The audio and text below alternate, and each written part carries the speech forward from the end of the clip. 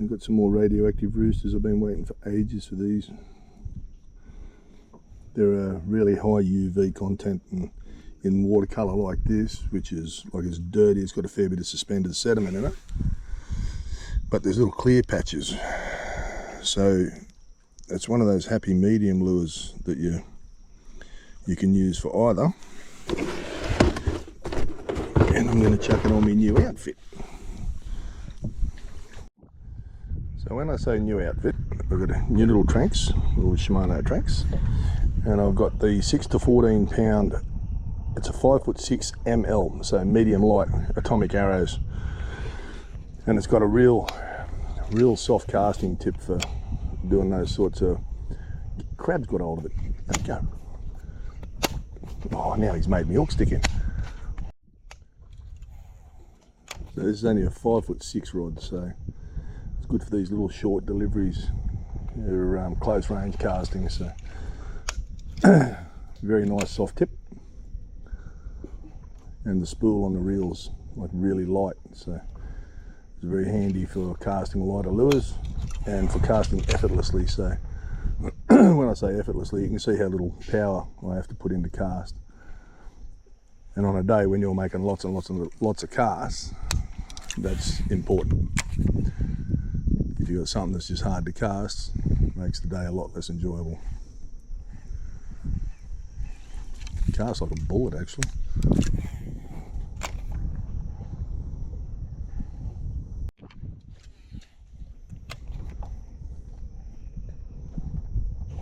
Oh, there's a jack. The jack just came up just. Oh, loopage. Oh, he's still there. He's gone to the left. Oh no, there's another one. Jesus. The first one's just there.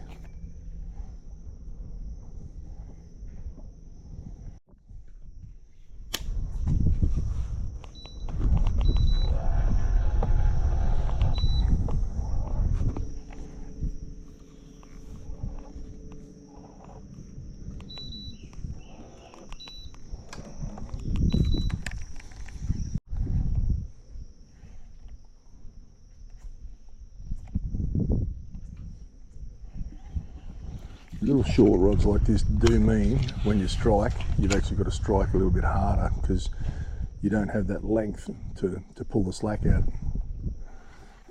So you've got a longer strike, I should say, not a harder strike so much, more rod stroke to take the slack out of the equation.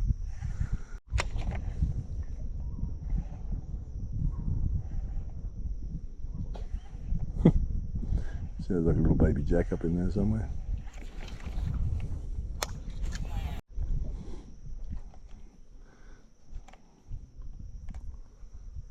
Casting spots like that, it makes you nervous, but sometimes it's worth it. You know, you can have fish sitting in some of the most awkward looking spots that you'll think you'll never get a fish out of, but most of the time, this was I was saying in the last video, most of the time you do. Oop, there's a tea bag. Most of the time you do get them out, you know. It's worth taking the risk sometimes.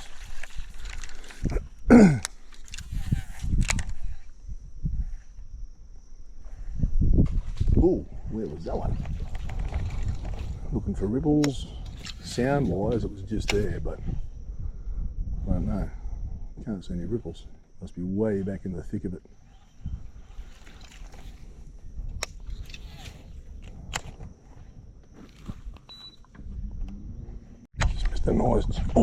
Just missed a nice jack there. Oh, look at the size of the swirl on that. Turn the electric off.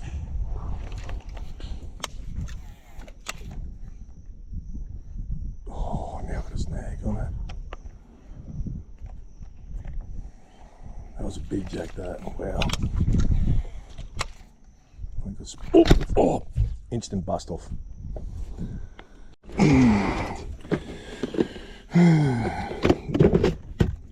Barnacles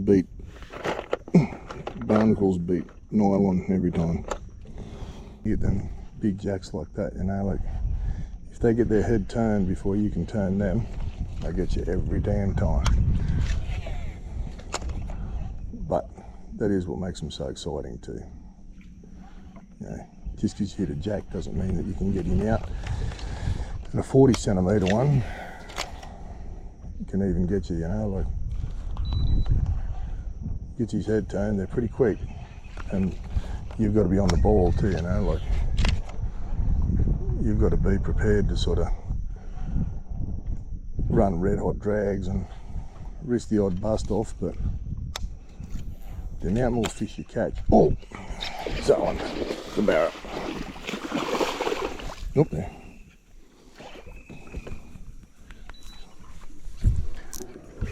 Get this net out. Oh, come out. Jesus.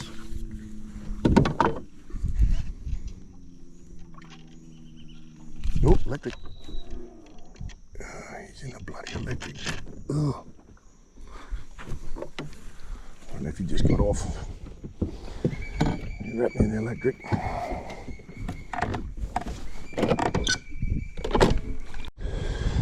And so far, luck is not on our side. Just got smoked by a big jack and then hooked a nice barra, like a legal size barra. And he got me in the electric. Well, there you go. Just got dusted again. So I've got the same Lumo, oh that's a bad cast, same Lumo paddle prawn I had on last week. And I mean the same one that caught heap of fish. Haven't changed it, so we'll see how this colour goes today.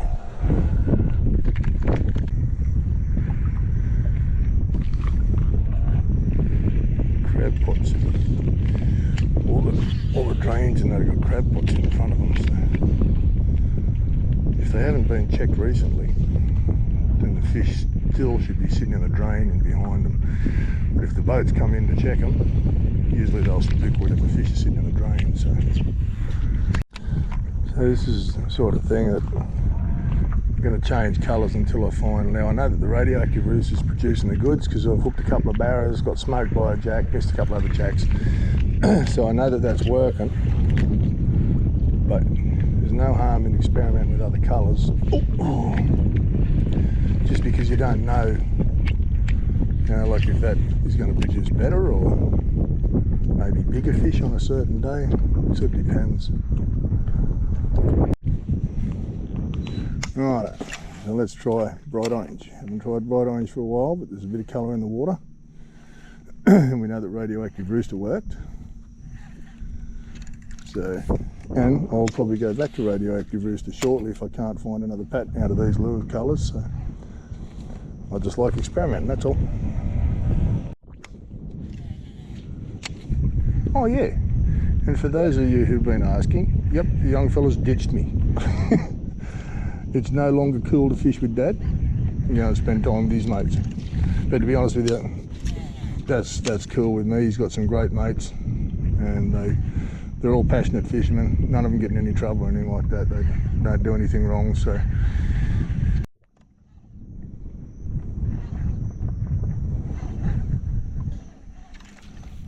some good looking snags along here. I've never ever done this piece of bank. I've always wanted to, but always looked at it on the way to other spots, and there's some good fish here. Alright. So there's a few fish on the bottom there, so I'm going to try 301 third, and I'll probably put, I reckon, a 4-inch paddle prawn on it because it's 13 feet deep where I am. So what's that, about 4.5 metres. So I'll put this little bugger on and see if we can find out if they're grunter or finger mark or barra or whatever they are. Could possibly be a little bit stupid doing this because I've got 8-pound braid on my little Stratic. This is the Arrows, 3 to 8 pound. So this is the one we throw a lot of small surface poppers and small plastics into drains and stuff like that. Really good for casting small lures. But for what I'm throwing at here, I just don't know how big these fish are. It's hard to tell sometimes, but let's see if we can get a bite out of something that's manageable, something we can stop.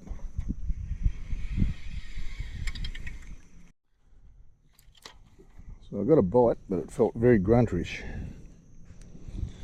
So I don't know. It was grunter. They'll quite often pick at your lure, but they're only just this side of that. So what I'm doing is I'm casting the other side of it, and then I'm hopping it through where they were sitting on the sounders. So. But yeah, lots of pick. So felt grunterish anyway. Okay, so I've gone to a natural colour. In the first two casts I've got two bites down deep, but I think I need a little bit of contrast.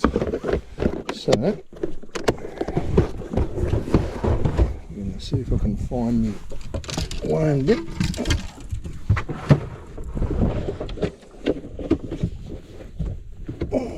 There it is. Bit of this stuff. I'll dip a little tail in here and see what happens.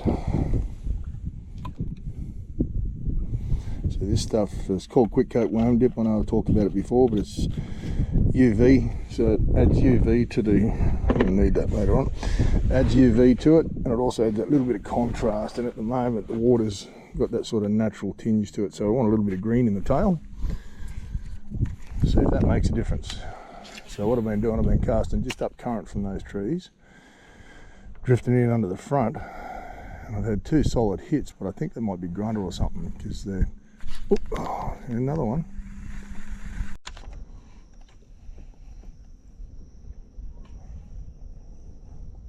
Oh, that sounded like a better jack. That was just in that little gap.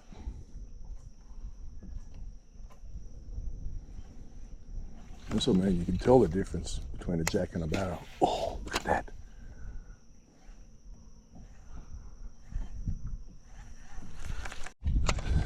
See, that's another thing too, like just because I fish this piece of bank now, I might come back and fish this piece of bank 2 or 3 times over the day at different stages of the tide. Fish travel with the tide, you know, like. And if this is going to need a little bit more water over it for there to be bigger fish, then so be it, I'll come back then. And a big mud crab there on the surface. Just swimming along, heaps of crabs moving. This is the same bank I started on. And I've gone and checked out a few other spots, not too many fish poking around, so I'll come back to see if there's more fish moved onto this spot here.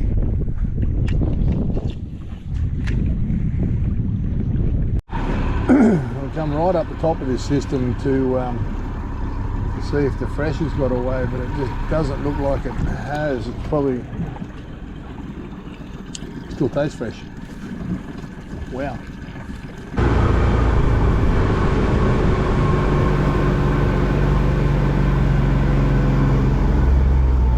Have a look along here, I think.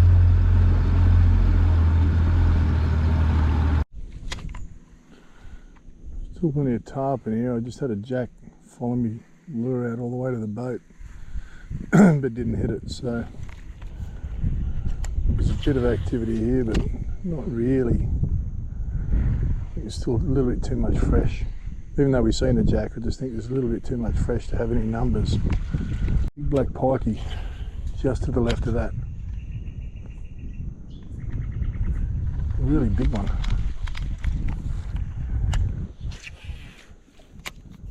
We can't get to him. Generally wherever there's pikeys you find jacks. So maybe we're getting closer. Missed a really good fish just then. Big boils, you can still see all the big boils coming up. Felt like a jack, but didn't get to see it.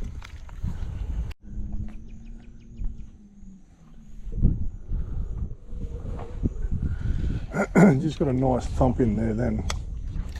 What I'm doing at the moment, I'm experimenting. So at this stage of the tide, I would normally not fish a bank like this. It's just not at the right level to hold fish for the type of fishing that I'm doing. But there is some fish here, so you know, like it's a timing thing, I think. Oh, yeah. It's a timing thing, like there's been no numbers to the fish in here, if you know what I mean. size of that swell there. Just put that prong in there and I hopped it once, and a dirty great big jack swam up and inhaled it. I seen the mud puff, so I knew there was a fish somewhere, but I thought it would have been a barra, but it wasn't, it was a jack. It's a better one.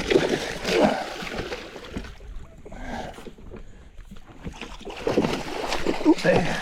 Come on. 30-pound leader, and he's got this down quite deep, so he's a nice fish, this one. Oh, don't you rub through that, you bugger.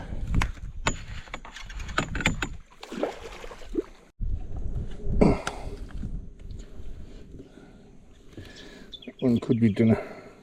I think he's the perfect eating size.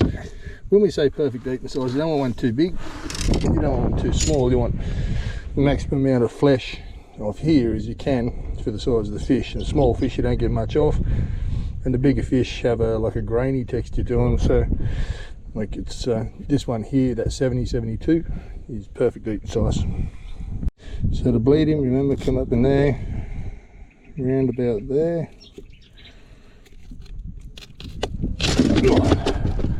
He dead as a maggot. Roll him over. Now, I don't know where the shears are gone. I've usually got shears to cut their gills, but they've gone somewhere. So we'll just cut this one's throat.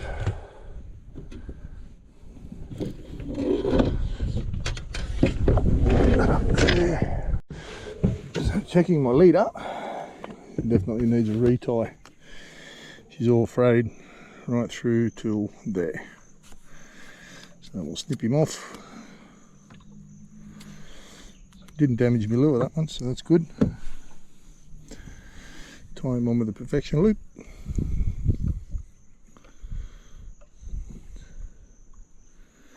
My net man's what with me. It's getting complicated when you're on your own.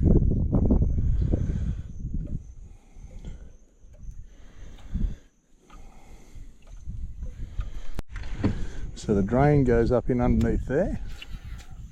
That's where I cast.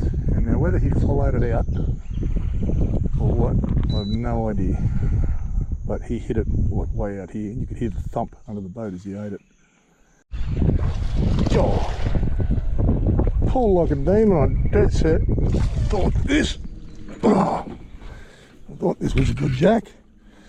Have a look at that for a pikey. Bloody hell. Oh, it's probably like a 40-year-old fish, that thing. Can hardly get my hand around it, hang on. Look at that.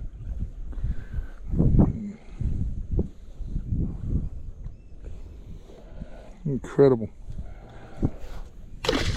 No idea what the hell that was, but something that did look like a barra's tail. Came up just there. I'll hit spot lock out here. Just in there it was. Oh, something up there too. Maybe it's something travelling along this bank. It was a decent sized fish, whatever it was. Came up just up there then. Another drain just there. And something just died at the mouth of it. Oh, there you go. There's that tail there. What the friggin' hell is that? It's just there.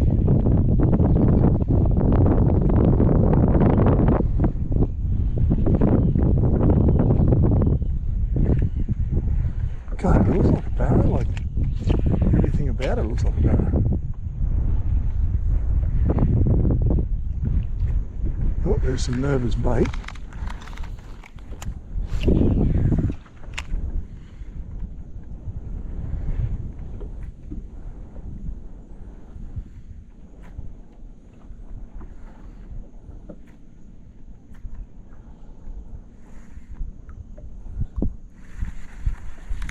Some nervous bait there again.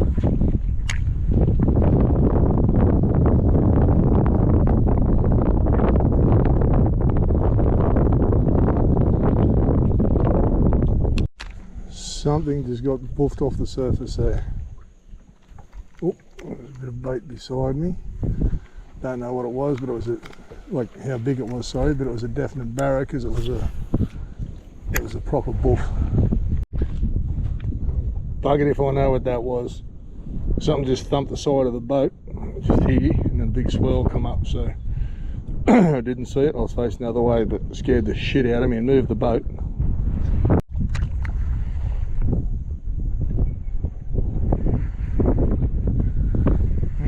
Very quiet.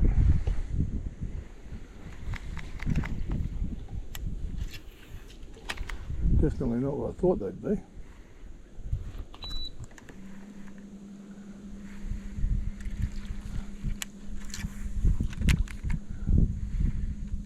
Oh, that one was.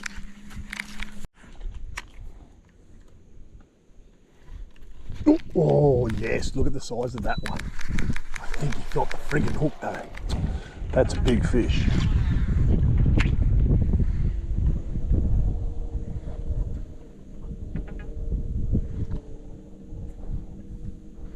God, that's a big fish for a snag like that.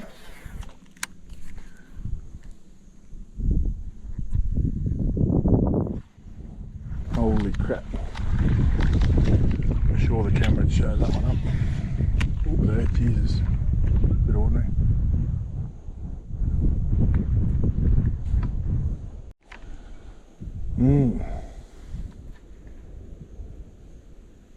Can't believe that. Like that, you know, like you get a 70 or 75 or something off there, you think to yourself that's a big fish off a snag like that, but that one there was way bigger than that. I don't know what he's doing on there. So to continue on the experiment, the same bank. This is the third time we'll fish the same bank today and see if we get any different results.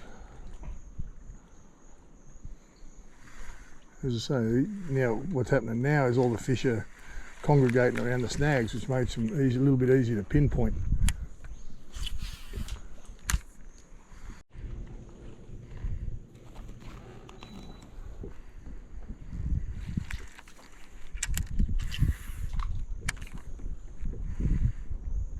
Oh, spot lock. Interesting. Jumped one nice barra off there then, but we've only gone about 30 feet and had 4 or 5 hits, so there's more fish here now, or more reachable fish here now, than what there was before. So is it because they're more reachable, or is it because they've come in here to feed on the run out tide? Wow. Oh, busted straight off. Holy crap. In the same place I just jumped that barra off, but that felt too fast and powerful for a barra. I think it was the jack.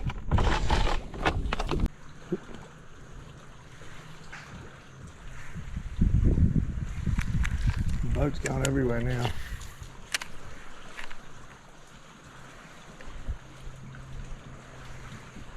Bloody cod. They were a little bit lean on today. Codnies. I think it's only the second one, I think.